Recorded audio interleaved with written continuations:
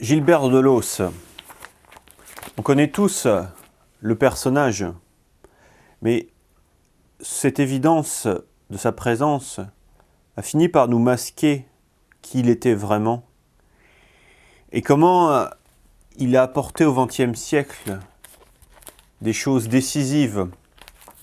Et j'aimerais que vous, vous puissiez saisir combien son œuvre et ce qu'il a ouvert était quelque chose de profond, d'intangible et en même temps d'immense.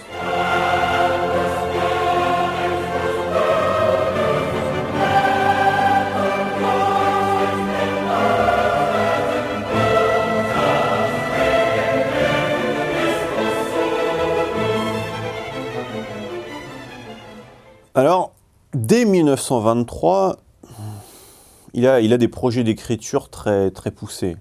Il envoie des manuscrits à Gallimard et à d'autres maisons à cette époque. Puis il recevra des lettres des éditeurs qui lui parleront de ses manuscrits. Et longtemps, il va méditer sur ses réponses. Et il en sortira quelque chose d'intéressant et qui est une des premières conceptions originales qu'il a pu développer. C'est vraiment l'idée de possible en tant que tel. Voilà, c'est ça qui l'intéressera, le possible en tant que tel. Ça veut dire qu'il aura pris conscience, dès ce moment-là, de la vulgarité de toute réalisation en tant que telle, c'est-à-dire l'effectuation, mais vraiment au sens fort, j'ai envie de dire l'effectuation au sens fort, c'est-à-dire ce que Meinong a appelé la Wirklichkeit, il en comprendra la vulgarité, l'inutilité. Alors, à un dîner chez des amis, il avait eu cette phrase très forte qu'on a retenue après par la suite, c'est l'intention, c'est la phrase exacte, c'était l'intention en tant que telle, précède l'action. L'intention précède l'action. Voilà. Ça, c'est sa phrase clé.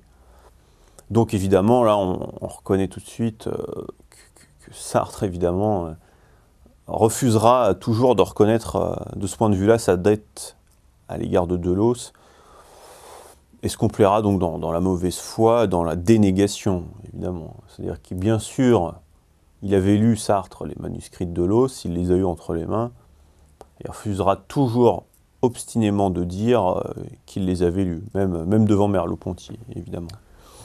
Alors, ils sont nombreux, en fait, ceux qui ont une dette impayée à l'égard de Deleuze, ça, on ne peut pas le nier. Premier égard, évidemment, on pense à Marcel Duchamp, qui, bon, c'est vrai, a fait des œuvres, quoi qu'on en dise, mais justement, c'est encore trop complu dans l'effectuation de ses œuvres. Il a été encore une fois un épigone de Deleuze de ce point de vue-là, parce qu'il n'a pas réussi à remonter à la possibilité elle-même des choses. Bon, et puis après, tout le reste, à partir de là, s'ensuit réciproquement. Mais ce qu'il faut souligner, c'est ce refus chez Deleuze de nier l'intention. Voilà, c'est ça. C'est ça, je pense, qu'on pourra retenir. Et que les gens ne retiennent pas et s'oublient dans leurs œuvres, dans un déballage comme ça de concepts, de matières qui étaient déjà dépassés par Deleuze. Mais c'est trop perturbant pour l'art à ce moment-là de reconnaître cette nouveauté. Oui, on voit bien là dans ces manuscrits inédits tout l'art de Deleuze. Bon, il faut dire qu'à l'époque, les maisons d'édition, les Gallimard, les De Noël, ont refusé les cépages et sont vraiment discrédités auprès du monde littéraire. Ça a été vraiment un tollé. Bon, et c'est ça qui a fait que Deleuze a travaillé sur l'idée de manuscrits inédits. C'est ça qui l'intéressait, cette idée qu'un manuscrit puisse rester inédit. Et ça allait de pair, c'est vrai, chez lui, avec cette volonté de saisir la pensée, mais dans son état seulement émergent. Et ça, c'était vraiment fondamental, je crois.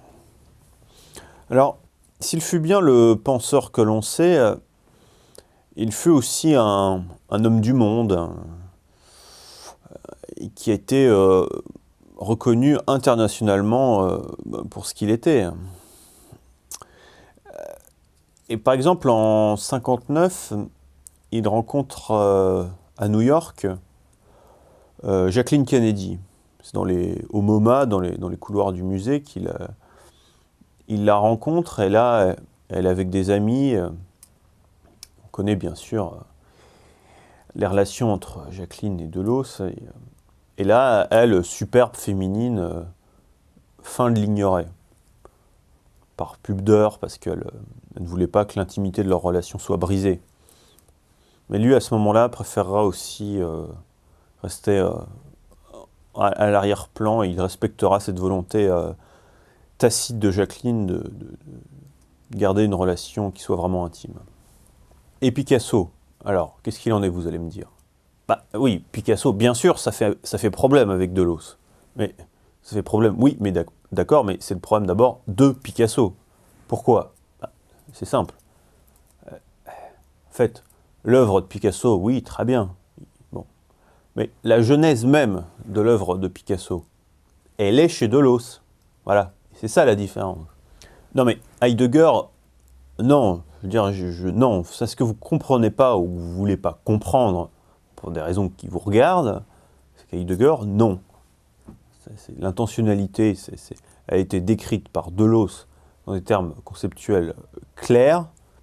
Donc Heidegger, non, c'est pas la peine d'y revenir. Voilà, c'est ça. C'est pas la peine d'y revenir. Bon, dans le caractère de préanticipation, c'est vrai que Derrida se pose un peu là. Il parle de l'idée de déconstruction. Oui, très bien, déconstruction. Mais seulement, Delos, lui, qu'est-ce qu'il avait dit? Il avait déjà, lui, nié la construction en tant que telle.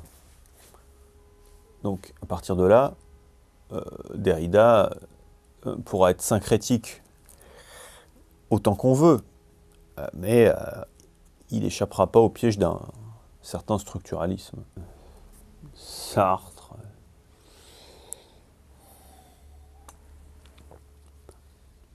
Foucault, tous les imitateurs de la postmodernité. Vraiment, vraiment, vous comprenez pas. Vous comprenez pas. Et qu'est-ce que c'est que la notion de faire chez Delos, si c'est pas une réponse directe aux avancées freudiennes? Bon. Et donc, on trouvera l'idée que l'action en tant que telle est beaucoup moins qu'un simple possible imaginé. Et ça, c'est un renversement qui est vraiment très caractéristique de la pensée delosienne, bien sûr. Alors, ces rapports au monde littéraire étaient assez controversés. Et il y aura même un critique du Monde pour suggérer que Delos était l'homme du possible. Évidemment, le critique le disait dans un sens péjoratif. Seulement, ce qu'on ne sait pas, c'est que la formule Delos, l'homme du possible, aurait pu faire florès et devenir sa devise personnelle. Et je crois que c'est finalement assez bien résumé, et c'est toute l'ironie savoureuse qu'un critique ait pensé à ça, et que finalement ce soit la meilleure manière de parler de Gilbert. Oui. Bon alors, revenons-en à Marx. Et Marx et la Révolution en particulier. Parce qu'on voit bien que chez Delos, l'idée de révolution est virtuellement présente. Bon, mais quand il part en Argentine, vers 1946, il rencontre des amis, dirigeants français expatriés à cette époque, avec qui il aura le projet un temps de monter un mouvement syncrétique. Mais, comment je dirais, c'est à ce moment-là qu'il se lance dans les affaires. vraiment, en Argentine, près de la frontière. Et là, en 3 ans, il montra pas moins de 8 affaires. Donc, il avait entièrement renversé les rapports économiques tels qu'ils sont décrits chez Marx. Et là encore, on voit bien que l'intention avait non seulement précédé, mais complété ses réalisations jusqu'à en prendre la place. On connaît tous la vie de Gilbert Deleuze, mais en fait, il existe peu de documents réels sur sa vie. Et là, on vient de trouver un document d'archives exceptionnel et qui sont un très court film. On le voit, enfin, je ne vais pas déflorer le sujet. C'est vraiment un document exceptionnel et on va découvrir un peu l'artiste dans cette notion de préaction dans un sens taoïste. Et donc on va regarder tout de suite ces images exceptionnelles.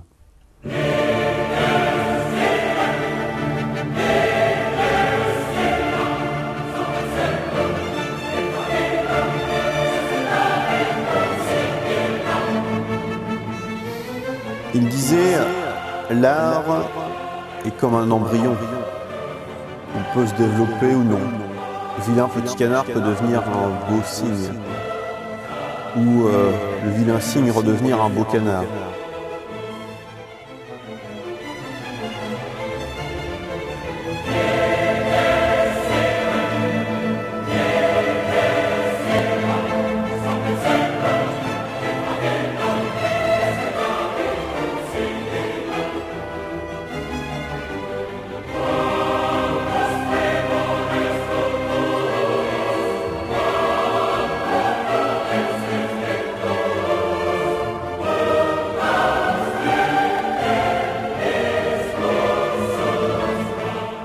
Ces barques, que sont-elles sinon, aurait pu dire Deleuze, des baleines échouées près d'un volcan.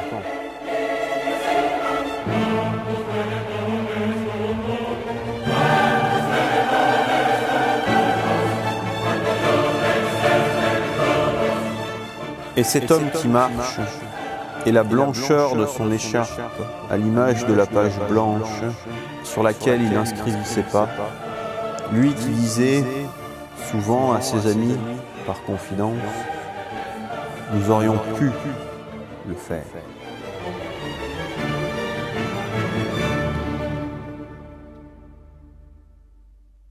Non mais, tu te marres, mais entre nous, c'était quand même pas con ce qu'il disait, hein.